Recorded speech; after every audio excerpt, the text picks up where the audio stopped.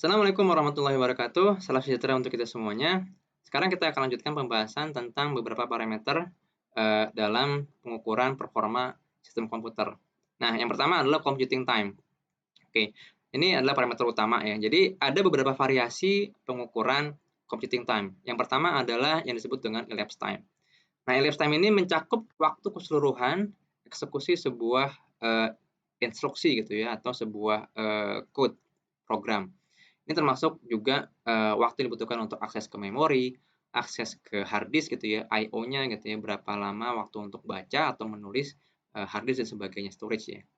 Nah, mungkin untuk sistem real gitu ya, ini merupakan hal yang kita inginkan. Misalnya bisa aja kita punya komputer yang powerful, sangat powerful gitu ya, dengan CPU 20 atau 30 sekian core gitu ya, dengan GPU juga gitu ya untuk misalnya aplikasi machine learning, deep learning dan sebagainya, data yang sangat besar, sekian giga atau petabytes gitu ya. Nah, biasanya yang terjadi adalah kalau kita tidak memiliki, interface yang baik ya, transfer data antara storage dengan CPU atau GPU-nya, maka itu akan menjadi bottleneck gitu ya. Nah, kalau kita hitung semuanya, kita jadi tahu bottleneck-nya ada di mana gitu kan. Nah, tapi karena fokus kita di sini adalah untuk mengetahui performa CPU gitu ya, maka kita tidak akan gunakan ini. Kita akan lebih fokus pada CPU time. Nah, CPU time ini tidak mencakup waktu yang dibutuhkan untuk keseluruhan gitu ya, termasuk I/O ya, atau mungkin program lain menjalankan instruksi. Ya, jadi ini hanya fokus terhadap CPU-nya saja. Nah, ini juga bisa dibagi menjadi system time dan user time. Nah, fokus kita ini adalah pada user CPU time, yaitu waktu yang dibutuhkan untuk mengeksekusi satu line code dari program ya, yang diberikan oleh user. Nah, kalau biasanya juga kita menggunakan waktu satuan waktu untuk satuan waktu itu adalah detik gitu ya, seconds. Nah, di sini kita akan menggunakan clock cycles ya. Ini merupakan satuan dasar ya. Nah, jadi kalau kita dari second per program artinya berapa lama waktu yang dibutuhkan untuk mengeksekusi sebuah program, ini bisa kita pecah menjadi berapa cycle yang dibutuhkan untuk menjalankan program tersebut ya. Ini yang pertama. Nah, yang kedua dikali dengan seconds per cycle. Oke, ini untuk cycles per program nanti akan kita bahas nanti. Yang pertama kita fokus dulu kepada seconds per cycle atau ini disebut dengan cycle time. Nah, mungkin ini juga kurang familiar ya, istilah seconds atau cycle time, atau mungkin lebih familiar dengan sebutan periode ya, atau clock period. Nah, ini juga mungkin kurang familiar, kita lebih familiar dengan yang namanya frequency clock gitu ya. Jadi frequency clock itu kalau kayak misalnya teman-teman mau beli PC baru gitu ya, atau mungkin laptop atau gadget yang lain ya, kita pasti lihat salah satu speknya adalah frekuensi clock-nya gitu kan, CPU-nya berapa gigahertz sih gitu kan. Jadi kalau misalnya kita pengen beli ya komputer yang CPU-nya ya katakan 1 giga ya, itu udah termasuk lambat sekarang gitu ya, 1 gigahertz gitu ya. Berarti berapa cycle time-nya atau clock period-nya ya tinggal 1/1 gigahertz ya, atau sebenarnya 1 nanosecond. 1 nanosecond berarti ini cukup besar. Ini dibandingkan kalau misalnya 200 megahertz ya, berarti seperlimanya atau 5 kali cycle time-nya gitu kan, jadi lebih lama. Ya intinya semakin besar clock period-nya, maka cycle time-nya makin kecil. Nah, sekarang kita bisa simpulkan ya, kalau kita ingin meningkatkan performa, maka kita bisa, jadi kalau meningkatkan performa itu, ini kan ukurannya waktu ya, seconds per program. Jadi kita ingin sekecil mungkin, gitu kan. Nah, pertama adalah kita bisa kurangi jumlah siklus. Nanti kita akan bahas ya. Jadi berapa banyak siklus yang dibutuhkan untuk mengeksekusi sebuah program. Nanti kita akan bahas ini. Yang kedua, tadi sudah jelas ya, kita bisa kurangi clock cycle, atau kita bisa tingkatkan clock rate-nya ya. Nah, ini cukup jelas juga ya. Jadi biasanya kita bisa beli komputer yang frekuensi clock-nya tinggi. Tapi apakah frekuensi clock tinggi itu otomatis akan meningkatkan performa ya? atau paling tidak apakah dia linear peningkatan performanya, nanti kita akan lihat gitu kan. Jadi tidak selalu linear atau bahkan tidak ada peningkatan performa sama sekali, tergantung dengan situasinya gitu ya. Nah, sekarang kita bahas instruction cycles ya.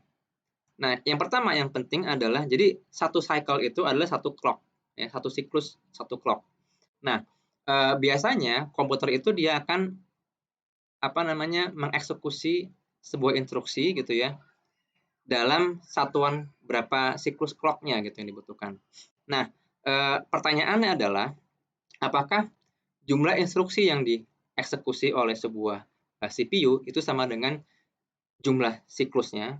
Jadi jumlah siklus clock yang dijalankan oleh CPU itu sama dengan jumlah instruksi yang bisa dia eksekusi ya. Nah, jadi misalnya gini, ini kita punya satu clock ya, tiap siklusnya seperti ini. Ini satu clock, ini pertama untuk instruksi yang pertama, ini untuk instruksi yang kedua, yang ketiga, dan seterusnya. Oke, nah ini adalah asumsi yang salah. Kenapa salah? Karena pada kenyataannya ada beberapa instruksi yang membutuhkan siklus yang lebih lama dibandingkan dengan instruksi yang lainnya. Ya, jadi contohnya gini, misalnya ini satu siklus clock. Untuk instruksi yang pertama ini mungkin satu siklus cukup ya. Tapi untuk instruksi yang kedua ini butuh dua siklus ya.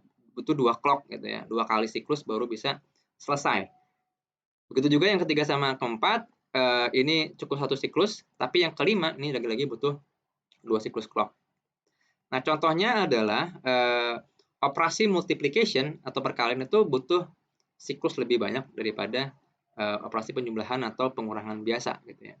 Begitu juga untuk operasi floating point butuh siklus clock lebih banyak daripada operasi menggunakan integer ya, atau termasuk juga akses memori lebih banyak waktunya dibutuhkan untuk akses register. Ini kita sudah bahas sedikit tentang memori dan register, tapi nanti kita akan lihat lebih dalam lagi pas kita bermain dengan assembly.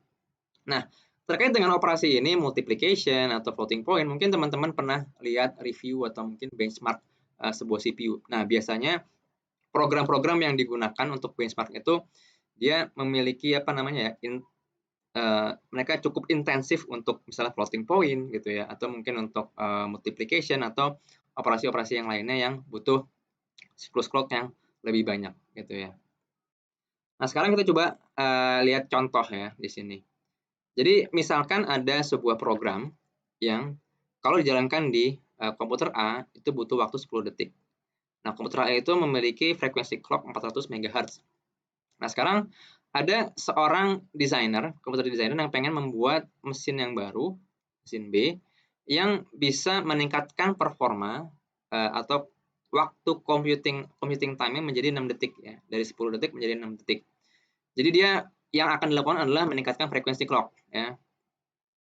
Clock rate-nya ditingkatkan. Nah, cuma biasanya ya mungkin ada trade off-nya gitu ya. Kita tingkatkan clock rate-nya dari desain yang dibuat itu mengakibatkan jumlah siklus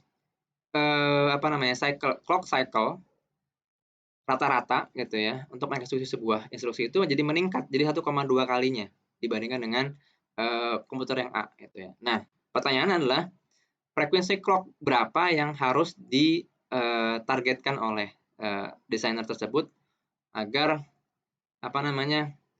ya target 6 detik ya itu bisa tercapai. Oke, mungkin nanti jawabannya silakan dikerjakan sendiri untuk kuis ringan. Cuma di sini udah dikasihin dulu ya. Jadi ingat ya formulanya kan seperti ini. Seconds per program. Lama waktu yang dibutuhkan untuk eksekusi sebuah program itu adalah cycles per program dikali dengan seconds per cycle atau clock cycle time. Ya.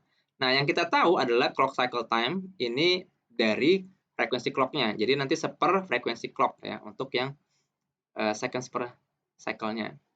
Nah, kita nggak tahu berapa siklus yang dibutuhkan untuk mengeksekusi program tersebut gitu kan. Jadi di sini kita kasih katakanlah notasi C gitu ya.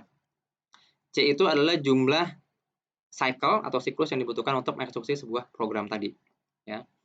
Nah, jadi C kita cari, substitusi masukkan ke sini. Nah, di sini perbedaannya adalah cycle time-nya atau cycle per program itu jadi meningkat 1,2 kalinya ya. Tinggal dicari clock rate-nya ada berapa. Oke, mungkin cukup sekian dulu. Nanti kita akan lanjutkan lagi dengan beberapa skenario yang lainnya.